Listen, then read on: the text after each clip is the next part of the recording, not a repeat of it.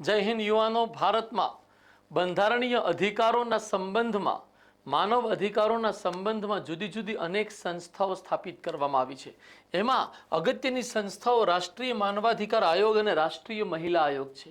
યાદ રાખજો, આ બંને સંસ્થાઓ વૈધાનિક છે, એટલે કે સંસદના કાયદાથી ઘડાયેલી છે. શું માનવ હકના સંરક્ષણ માટે ભારતમાં અન્ય કોઈ સંસ્થાઓ છે? તો કે હા, અન્ય અનેક સંસ્થાઓ છે, પરંતુ એ બંધારણીય સ્વરૂપ ધરાવે છે. મહિલા આયોગ અને માનવાધિકાર આયોગ, માનવ હક આયોગ, આ બંને એવી સંસ્થાઓ છે કે જે સંસદના કાયદા દ્વારા બનાવવામાં આવેલી છે અને આ સંસદના કાયદાના સંબંધમાં આને આપણે આ આધારે જ વૈધાનિક સંસ્થા કહીએ છીએ. આ બંને સંસ્થાઓનો ઉલ્લેખ બંધારણમાં ક્યાંય થયો નથી, એટલે ગેરબંધારણીય સંસ્થાઓ, પરંતુ સંસદના કાયદાથી બનેલી છે, એટલે વૈધાનિક સંસ્થાના રૂપમાં એસ્ટાબ્લિશ થયેલી છે. હવે પ્રશ્ન એ ઊભો થાય કે માનવ અધિકાર યા માનવ હકના સંબંધમાં શું કોઈ બંધારણીય સંસ્થા છે?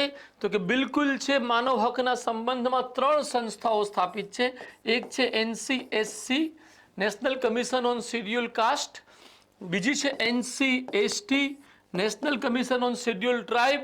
અને ત્રીજી છે NCBC, national commission on backward class. આ તમામ સંસ્થાઓ જુદા જુદા બંધારણીય સુધારા દ્વારા બંધારણમાં સામેલ કરવામાં આવી છે. અગર અનુચ્છેદ 338 NCSC માટે છે તો અનુચ્છેદ 338A NCST ની સ્થાપનાની વાત કરે છે અને NCBC ની સ્થાપના અનુચ્છેદ 338B હેઠળ થઈ છે. અને આ તમામ સંસ્થાઓ બંધારણના ભાગ 16 હેઠળ સ્થાપિત થયેલી છે. અહીંયા આજના વિષયમાં આપણે રાષ્ટ્રીય માનવાધિકાર આયોગ અને રાષ્ટ્રીય મહિલા આયોગ એમ 2 મુદ્દાઓ પર ચર્ચા કરીશું કે જે વૈધાનિક સંસ્થાઓ છે. આ સંસ્થાઓ બંધારણીય છે અને એની ચર્ચા આપણે અન્ય સ્થાને અન્ય ટોપિક હેઠળ કરીશું.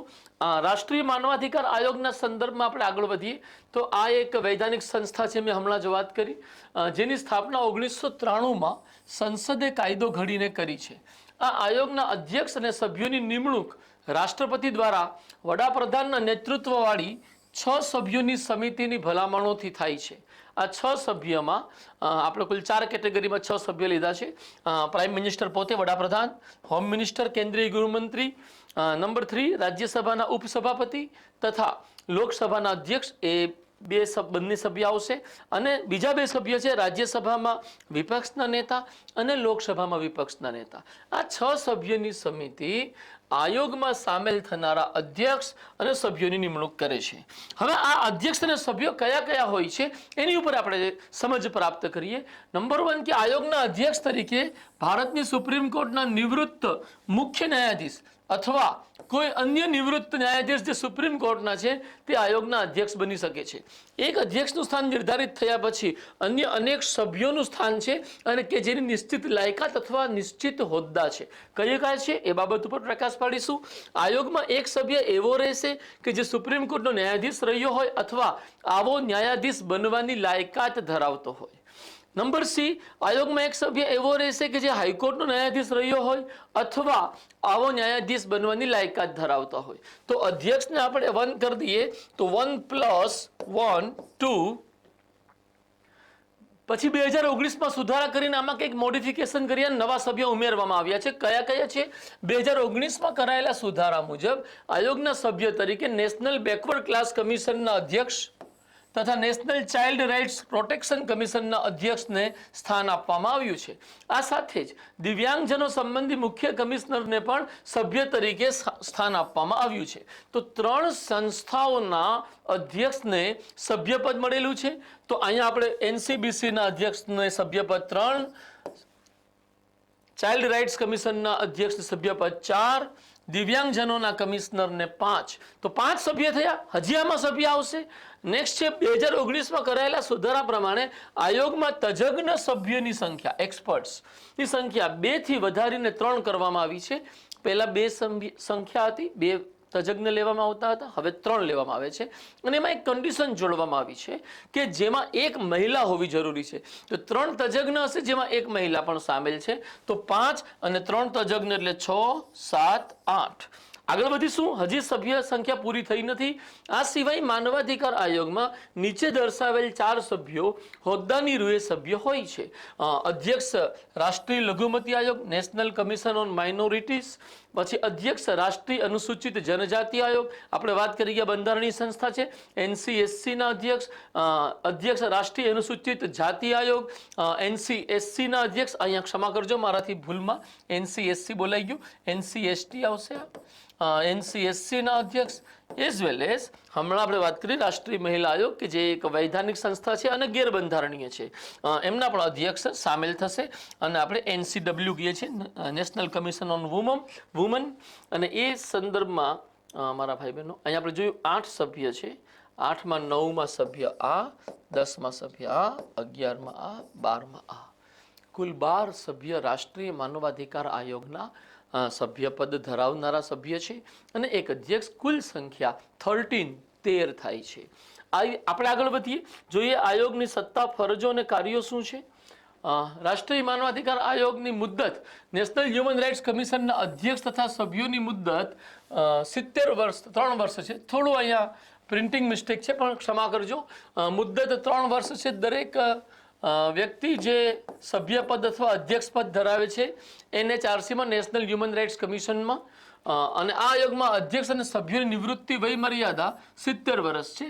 તો 3 વર્ષ અથવા 70 વર્ષ જે વધુ હશે એના આધારે તેઓ અહીંયાથી હટી જશે. કાર્ય શું કરે છે? કાર્યોની એક આખી યાદી છે જે આપની સમક્ષ અમે રજૂ કરી રહ્યા છે. પહેલું કાર્ય છે માનવ અધિકારની સંબંધિત વિભિન્ન આંતરરાષ્ટ્રીય સમજૂતીઓના અમલીકરણ માટે ભલામણ કરે છે. જુદી જુદી જે સમજૂતીઓ આંતરરાષ્ટ્રીય સ્તરે ભારતે કરેલી છે એના વિશે. બીજું, બિનસરકારી સંગઠનોને માનવ અધિકાર વિશે લોકોમાં જાગૃતિ લાવવા બાબત પ્રેરણા અને મદદ કરે છે. ત્રીજું, જેલમાં તથા કારાવાસમાં જઈ ત્યાંની સ્થિતિનો અભ્યાસ કરી ત્યાંની માનવ અધિકારોની સ્થિતિ અંગે ભલામણ કરે છે. અહીંયા અભ્યાસ ખોટું લખ્યું છે, ક્ષમા કરજો. અભ્યાસ આ રીતે લખશું, સ્થિતિનો અભ્યાસ કરી ત્યાંની માનવ અધિકારોની સ્થિતિ અંગે ભલામણ કરે છે. ન્યાયાલયમાં માનવાધિકાર સંબંધિત કાર્યવાહીમાં ન્યાયાલયની અનુમતિથી હસ્તક્ષેપ કરી શકે છે. જો ક્યાંય માનવ અધિકાર ઉલ્લંઘનનો કેસ થયો હોય અને અદાલત જો સ્વીકૃતિ આપે કે આમાં NHRC પણ તપાસ કાર્યમાં જોડાય તો એની અંતર્ગત ત્યારે જ એન્ટ્રી કરી શકે છે. યુવાનો, રાષ્ટ્રીય માનવાધિકાર આયોગ વિશેની મૂળભૂત બાબતો સમજ્યા પછી આપણે રાષ્ટ્રીય મહિલા આયોગ સમજીશું. એક દ્રષ્ટિબિંદુ, આવા આયોગ અથવા બંધારણીય સંસ્થા કે ગેરબંધારણીય સંસ્થા, વૈધાનિક સંસ્થા કે નિયમનલક્ષી સંસ્થા, મસ્તિષ્કમાં એક વાત સ્પષ્ટ હોવી જરૂરી છે કે આના કયા કયા ડાયમેન્શનથી પ્રશ્ન પૂછાઈ શકે.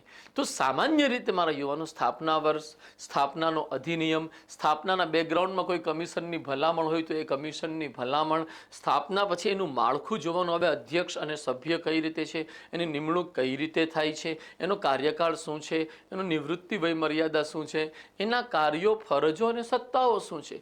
જો આપણે આટલા ડાયમેન્શન તૈયાર કરીએ સંસ્થાઓના, તો તમામ પ્રકારની સંસ્થાઓથી જે ઓબ્જેક્ટિવ પરીક્ષામાં પ્રશ્ન બને છે ને એના જવાબ આપણને સરળતાથી અને આત્મવિશ્વાસથી આપી શકાય. એવી જ રીતે આપણે કોશિશ કરી છે રાષ્ટ્રીય માનવાધિકાર આયોગના આવા જ બધા ડાયમેન્શન્સ આપની સમક્ષ રજૂ કર્યા. હવે આપણે આવા જ કંઈક ડાયમેન્શન્સ આપણે ભણીશું રાષ્ટ્રીય મહિલા આયોગ, નેશનલ કમિશન ઓન વુમનના સંબંધમાં. સ્થાપના અને માળખું, સ્ટ્રક્ચર. રાષ્ટ્રીય મહિલા આયોગ અધિનિયમ 1990માં બનેલો. 1990 હેઠળ જાન્યુઆરી 1992માં મહિલાઓના બંધારણીય અને કાયદાકીય અધિકારોના રક્ષણ માટે એક વૈધાનિક સંસ્થાના રૂપમાં રાષ્ટ્રીય મહિલા આયોગની સ્થાપના કરવામાં આવી. તો સ્થાપના વર્ષ 1992 છે મારા યુવાનો, અને એનો જે અધિનિયમ છે 1990માં બનેલો છે. બે અગત્યની માહિતી એમાં હતી. આયોગનું માળખું કઈ રીતે છે તો કે એમાં એક અધ્યક્ષ છે અને 5 સભ્યો હોય છે. આયોગના અધ્યક્ષ અને સભ્યોની નિમણૂક કેન્દ્ર સરકાર દ્વારા, ધેટ મીન્સ રાષ્ટ્રપતિ કરશે, દ્વારા યોગ્ય, ગરિમાવાન અને આદર્શવાદી વ્યક્તિઓમાંથી કરવામાં આવે છે. જે વ્યક્તિ મહિલાઓના હિત પ્રત્યે સમર્પિત હોય તેવી વ્યક્તિને અધ્યક્ષ તરીકે નિમવામાં આવે છે. જો અહીંયા કોઈ સરકારી સેવામાં હોવાનો કે કોઈ તજજ્ઞ હોવાનો આધાર નથી. રાજનીતિક નિમણૂક પણ થઈ શકે છે. કોઈ રાજનેતાને પણ NCWના અધ્યક્ષ બનાવી શકાય છે. નંબર 4 બાબત જે માળખાના સંબંધમાં આપણે યાદ રાખવી જરૂરી છે કે કાયદા દ્વારા આ આયોગને વ્યાપક કાર્ય શક્તિઓ અને અધિકારો આપવામાં આવ્યા છે, મતલબ ઘણી બધી ફરજો અને સત્તાઓ છે. કાયદાકીય રીતે આયોગને સિવિલ કોર્ટની સત્તા પ્રદાન કરવામાં આવી છે, મતલબ એનો દરજ્જો સિવિલ કોર્ટ જેવો છે અને એ વાત એની ન્યાયિક સત્તાને દર્શાવે છે. એના સંદર્ભમાં આપણે સત્તા અને ફરજોના 2-4 મુદ્દાઓ અગત્યના છે, આપણે જોઈ લેશું, ડિટેલમાં જોઈ લેશું. રાષ્ટ્રીય મહિલા આયોગ મહિલા અધિકારોના રક્ષણ માટે કાર્ય કરે છે તથા આ બાબતમાં આયોગને કેટલીક સત્તાઓ પણ આપવામાં આવી છે. આ બાબતે આયોગને નિમ્નલિખિત સત્તાઓ અને ફરજો આપવામાં આવી છે, જે આપણે અભ્યાસમાં લેશું. નંબર 1, બંધારણ અને અન્ય કાયદાઓમાં મહિલાઓ માટે કરવામાં આવેલ જોગવાઈઓના યોગ્ય અમલના સંબંધમાં તપાસ કરવી. તો એક પ્રકારની ઇન્વેસ્ટિગેટિવ એજન્સી છે કે ખરેખર સરકાર મહિલાઓના અધિકારોનો અમલ કરી રહી છે કે પછી એ વાતો ખાલી કાગળ ઉપર જ છે, તો એ સંબંધમાં તપાસ કરવી. નંબર 2, બંધારણ અને અન્ય કાયદાઓમાં મહિલાઓ માટે કરવામાં આવેલ જોગવાઈઓના યોગ્ય અમલના સંબંધમાં તપાસ કરવી. તો જે પણ અમલીકરણ થયું છે એની પણ તપાસ એ કરી શકે છે. નંબર 3, મહિલાઓના અધિકારો પ્રત્યે અને બંધારણીય અધિકારો અને રક્ષણોને લાગુ કરવા માટે કેન્દ્ર સરકારને વાર્ષિક અથવા જરૂરિયાત મુજબ રિપોર્ટ રજૂ કરવો. રિપોર્ટ રજૂ કરવો. બંધારણમાં આપવામાં આવેલી મહિલાઓ સંબંધિત તમામ જોગવાઈઓ પર સમયે સમયે સમીક્ષા કરવી અને મહિલાઓના કાયદાકીય રક્ષણને મજબૂત બનાવવું. અહીંયા જે રક્ષણને મજબૂત બનાવવા માટેની બાબત છે એમાં જ આયોગ ભલામણ આપવાની સત્તા પણ ધરાવે છે. ચોથી બાબત લઈશું, મહિલાઓના બંધારણીય અને અન્ય કાયદાકીય અધિકારોના ઉલ્લંઘન બાબતે યોગ્ય અધિકારી સમક્ષ ફરિયાદ કરી મહિલાઓને ન્યાય મળે તેવી વ્યવસ્થા કરવી. તો જેટલી પણ પીડિત મહિલાઓ છે એના માટે એક સહારાના રૂપમાં આ સંસ્થા કાર્ય કરે છે. નેક્સ્ટ, મહિલાઓ પ્રત્યે થતા ભેદભાવો અને અત્યાચારોથી થતી સમસ્યાઓ અને પરિસ્થિતિઓના સંબંધમાં વિશેષ અભ્યાસ કરવો.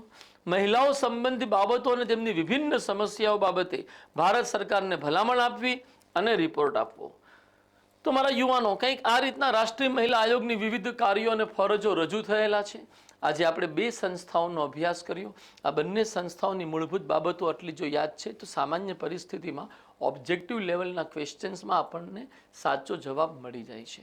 મારા યુવાનો, આવી જ કંઈક હોલિસ્ટિક સ્ટડી આપ જો કરવા માગો છો તો આપ અમારી જીપીએસસીની ફાઉન્ડેશન બેચમાં સામેલ થાઓ. ઘણા લોકો શું ટુકડાઓમાં મહેનત કરતા હોય છે, ક્યારેક પ્રિલિમિનરીની તૈયારી, ક્યારેક મેન્સની તૈયારી, ક્યારેક જીપીએસસીની તૈયારી, ક્યારેક તલાટી ક્લર્કની તૈયારી, ક્યારેક પીએસઆઈની તૈયારી. આવા ટુકડાઓની તૈયારીથી તમે લોંગ ટર્મ સ્ટ્રેટેજિક સક્સેસ પ્રાપ્ત નહીં કરી શકો. એના માટે જરૂરી એ છે કે તમે એક વખત જે સિલેબસ છે જેમાં history, culture, geography, polity, economy, science and technology, mathematics, reasoning, અંગ્રેજી, ગુજરાતી જેવા તમામ ફંડામેન્ટલ સબ્જેક્ટ્સનું નિર્ણાયક મહત્વ છે એ તમામ વિષયોને વિસ્તૃતપણે તૈયાર કરો.